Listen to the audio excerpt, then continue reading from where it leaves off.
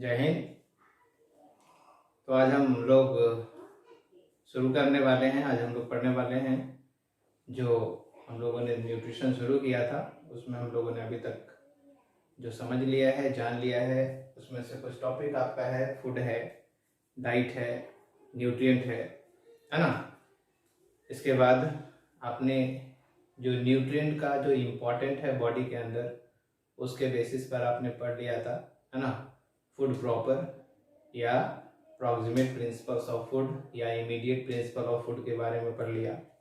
अभी हम लोग पढ़ने वाले हैं, आज के वीडियो में हम लोग करने वाले हैं फूड एसोसिरीज के बारे में, रफेज के बारे में, physiological value and calorific value की बात करने वाले हैं, ठीक है। इसके बाद हम बात करेंगे बीएमआर की, ठीक है, जिसमें आपको बेसल मेटाबॉलिक रेट, ठीक है, उसके बाद जो है एएमआर एक्टिव मेटाबॉलिक रेट, इन सब की बातें हम आगे करेंगे, ठीक है। अगर आप नए हो इस चैनल पे तो आप वीडियो को देखें, अगर आपको अच्छा लगता है तो आप उसे सब्सक्राइब करें, है ना, लाइक करें, और अगर किसी तरह का अगर आपको क्वेश्चंस करना है तो आप उस पर कमेंट भी कर सकते हैं, ठीक है। ओके, तो हम लोग आज शुरू करते हैं। तो आज का हमारा जो टॉपिक है उसमें से सबसे पहले हमारा क्या है, फूड एसोसिरीज, जो आगे का ही छुटा हुआ था पोर्शन, उसी का हमारा टाइप है, जिसको हम कहते हैं फूड एसोसिरीज, है ना। क्या है? फूड एसोसिरीज, ठीक है। फूड एसोसिरीज की हम बात करेंगे। तो एक्चुअली में इसमें आता क्या है, तो इसमें इंक्लूड है आपका विटामिन एंड मिनरल्स, ठीक है। फूड एसोसिरीज में क्या इंक्लूड है? विटामिन एंड मिनरल्स इंक्लूड है। तो यहाँ पे हम नोट कर लेंगे, यहाँ पे लिख देंगे आपको कितने विटामिन है, कितने प्रोटीन, कितने विटामिन और कितने मिनरल्स इसमें इंक्लूड है, उसको समझना है, ठीक है। तो लिख सकते हो, इट इंक्लूड्स, है ना, आप इसमें लिख सकते हैं, समझ सकते हैं। इट्स इंक्लूड्स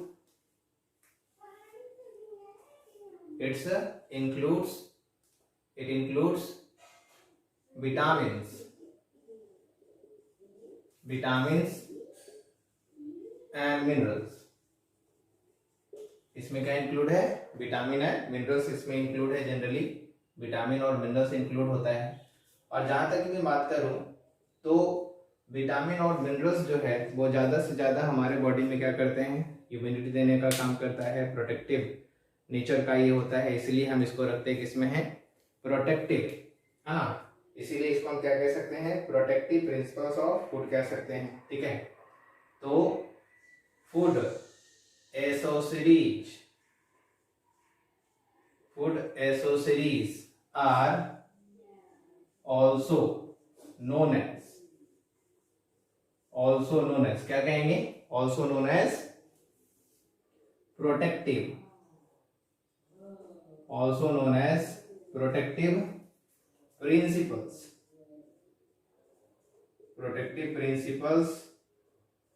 of food, ठीक है। प्रोटेक्टिव प्रिंसिपल्स ऑफ फूड आप कह सकते हो, ठीक है।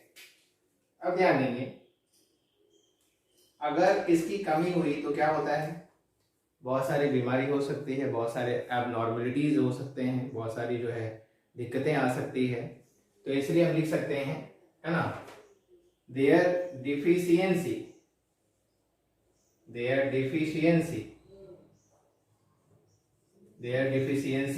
leads to diseases and abnormality and other abnormalities,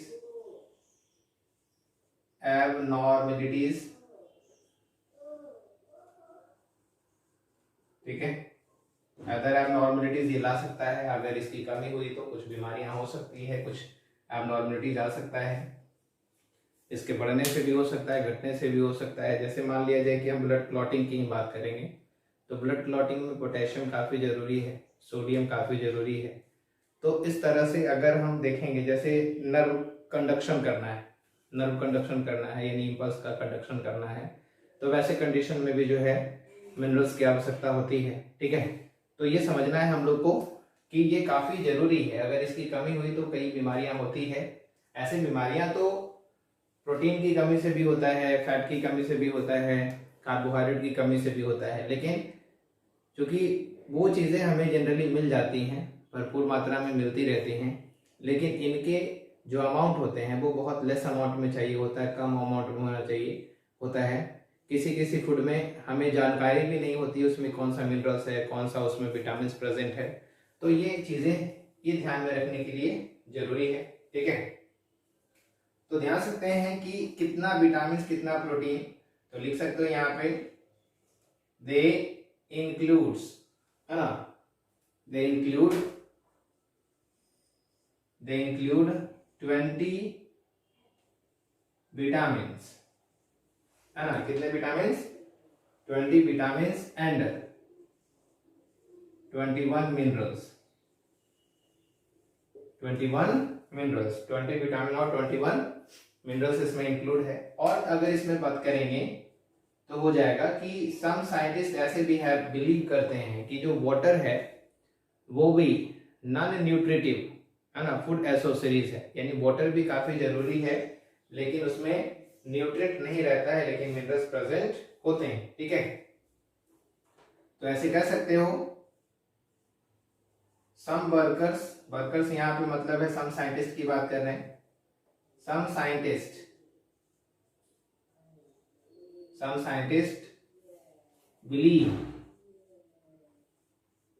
believe that water is non-nutrient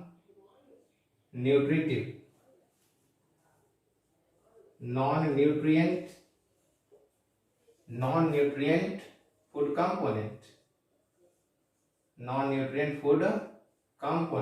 okay.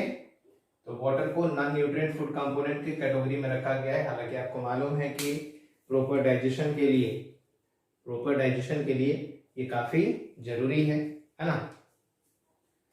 तो ये हो गई बात। अगर मिनरल्स की बात करेंगे, ठीक है, मिनरल्स की बात करेंगे तो मिनरल्स काफी इंपॉर्टेंट होता है, इसीलिए मिनरल्स को एक और नाम देते हैं। और मिनरल्स को कहते क्या हैं, तो ये क्या कहलाता है, प्लास्टिक और कंस्ट्रक्टिव प्रिंसिपल ऑफ फूड बोलते हैं। ठीक है, minerals are called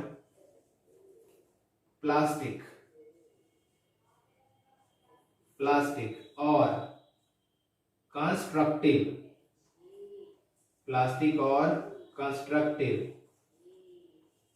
principles of food.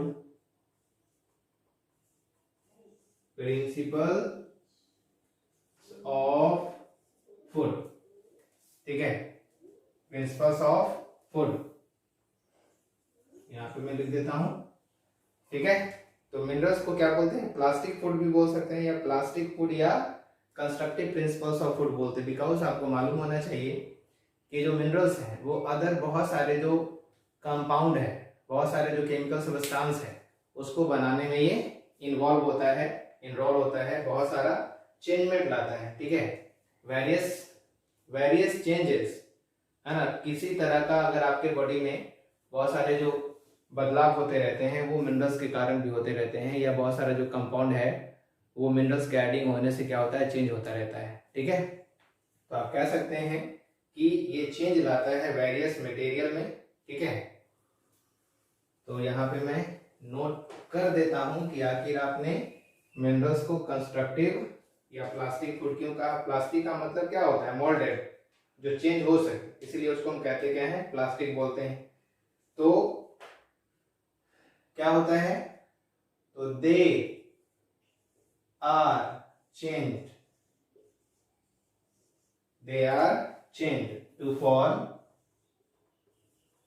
form various materials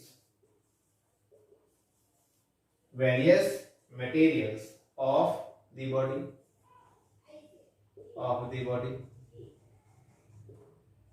ठीक है।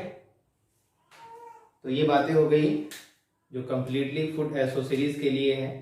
और आपको एक बात ध्यान रखना है कि फूड एसोसरीज में जो मेन आता है वो कौन आता है, protective food component. Protective food component में कौन कौन है, तो विटामिन एंड मिनरल्स है। और आपने देखा कि विटामिन और मिनरल्स कितने चाहिए, और जो मिनरल्स है उसको आप क्या कहते हैं, प्लास्टिक फूड या कंस्ट्रक्टिव फूड भी बोल सकते हैं। ठीक है, तो ये बातें हो गई कंप्लीट। अब आगे हम अभी पढ़ने वाले हैं, आगे हमें देखना है रफेज। ठीक है, रफेज के बारे में अगर आपको बता दूं तो एक्चुअली में ये फाइबर है जो कि प्लांट फाइबर भी हो सकता है और एनिमल कनेक्टिव टिश्यू फाइबर भी हो सकते हैं। जैसे आपने सुना है कोलाजिन फाइबर है, इलास्टिन फाइबर है, मायोसिन फाइबर है, एक्टिन फाइबर है। तो कई तरह के फाइबर्स एनिमल में भी पाए जाते हैं, और कई तरह के फाइबर जैसे सेल्यूलोज से बना हुआ जो भी चीज़ है वो आपको जनरली वो फाइबर्स फॉर्म में रहता है। लेकिन एक बात का ध्यान रखना है कि ये इनडाइजेस्टिबल होता है, ये डाइजेस्ट होता नहीं है और इसमें किसी तरह से कोई न्यूट्रिएंट्स भी नहीं होते हैं। ठीक है, तो यहाँ पे मैं बात कर लेता हूँ रफेज की। रफेज को कंप्लीट कर ले रहे हैं यहाँ पे नंबर 3 पॉइंट में। इसके आगे आप पढ़ चुके हो। ठीक है, तो आप यहाँ पे लिख सकते हैं कि रफेज क्या है भाई। तो ये क्या है, इट इज अ डिजायरेबल, काफी जरूरी है इसीलिए इसको हम कह रहे हैं कि डिजायरेबल है ना। It is desirable non nutritive, non nutrient. ठीक है, नॉन न्यूट्रिएंट यानी न्यूट्रिएंट ये नहीं देता है, non nutrient, indigestible, indigestible, non nutrient, indigestible, indigestible component of food, component of food. इसमें क्या क्या आता है, which is formed, which is formed of, है ना, formed of fibrous, fibrous fibre का बना हुआ है ना, fibrous plant matter, fibrous plant matter. And और क्या हो सकता है, connective tissue, connective tissue of animal matter.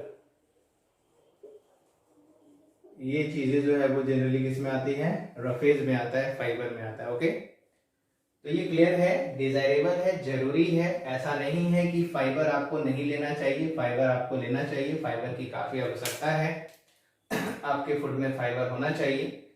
लेकिन वो न्यूट्रिएंट्स नहीं देगा आपको, वो न्यूट्रिएंट्स नहीं देगा आपको, वो किसी तरह से वो एनर्जी नहीं देगा।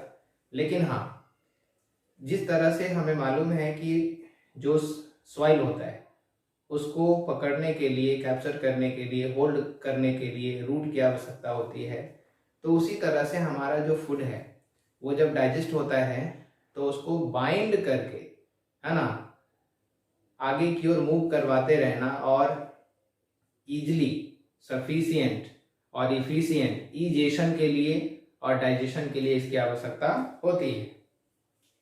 तो ये ध्यान रखना जरूरी है ना। तो यहाँ पे मैं लिख देता हूं, यहाँ पे मैं लिख देता हूं, roughage does not yield energy, energy yield नहीं करता है ये, है ना, एनर्जी एल्ड नहीं होता है। ठीक है, and it does not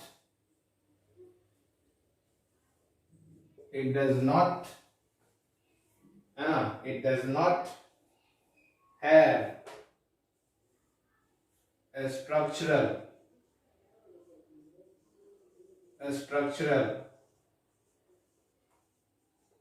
and functional, है ना, it does not have a structural and functional role। ठीक है, ना तो वो एनर्जी देता है, ना ही ये किसी तरह से कोई स्ट्रक्चर देता है, ना ही ये किसी मेन पार्टिकुलर फंक्शन में इन्वॉल्व होता है। करता क्या है फिर ये फेज, फिर चाहिए क्यों हमें? तो अभी आपको बताया था, बस इतनी बात है इसके लिए, है ना। क्या करता है ये, तो इट हेल्प्स, है ना, क्या काम है इसका, it helps in maintaining, it helps in maintaining, it helps in maintaining the optimum efficiency, of digestive tracts for digestion, ठीक है, ठीक है, इजिली इजेशन, फॉर इजेशन, ठीक है, इजेशन को मेंटेन करने के लिए, कंस्टिपेशन नहीं होगा। अगर आपके फूड में फाइबर है तो कंस्टिपेशन नहीं होगा, कब्ज होने का संभावना कम रहता है, ठीक है, लूज मोशन जैसा कोई कंडीशन जनरली नहीं आएगा, और आपका जो फेट जो आपका जो स्टमक है वो हर दिन जो है वो आसानी से क्या होगा, फ्री हो जाएगा, खाली हो जाएगा, अगर आपके फूड में रफेज प्रेजेंट है तो। इसलिए रफेज काफ़ी ज़रूरी, फाइबरस फूड की आवश्यकता होती है, ठीक है, तो इस बात का ध्यान रखना है, ठीक है। तो आगे का जो कंटेंट है जिसमें हम पढ़ेंगे कैलोरीफिक वैल्यू और फिजियोलॉजिकल वैल्यू, वो मैं नेक्स्ट वीडियो में बनाऊंगा, ठीक है। तो अगर आपको ये वीडियो समझ में आती है, आपको ये पढ़ाई समझ में आ रही है, तो आप, फिर से मैं एक बार कह रहा हूँ कि आप इसको सब्सक्राइब करेंगे और आप जुड़े रहेंगे, ताकि आपको कंटिन्यू आपको जो है नोटिफिकेशन मिलता रहे, ठीक है। और याद रखेंगे बेल आइकन को जरूर दबाएंगे, ताकि आपको अगले वीडियो का नोटिफिकेशन मिल जाए जैसे ही मैं वीडियो डालूंगा। ओके, जय हिंद।